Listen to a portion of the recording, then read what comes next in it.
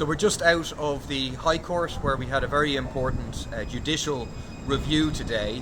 I'm seeking to quash the decision of the Standards and Public Office Commission not to investigate Leo Varadkar's leaking of the GP contract to his friend and political supporter Matthew O'Toole.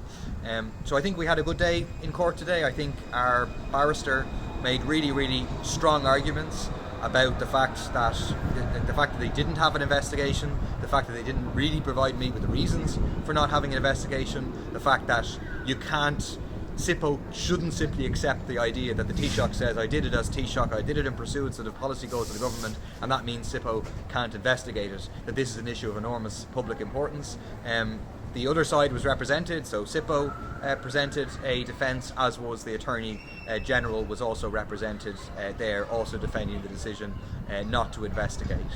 And then our barrister finished with a closing statement addressing a lot of those arguments, certainly in my opinion doing a very good job of dismantling a lot of the arguments that have been put up, and again restating the central issues of the case, which is that SIPO refused to investigate on the basis that Varadkar said, I did it as Taoiseach, and you can't, that isn't enough. You can't simply say you did something as Taoiseach. That precisely the ethics legislation, the code of conduct exists, were set up by the government in order that how people behave as Taoiseach, as a minister, can be investigated.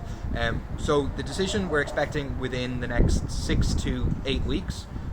If we're successful, then what happens then likely is that SIPO will then begin an investigation into Leo Varadkar's behaviour, into what I say is a very clear breach of the ethics legislation of the Code of Conduct.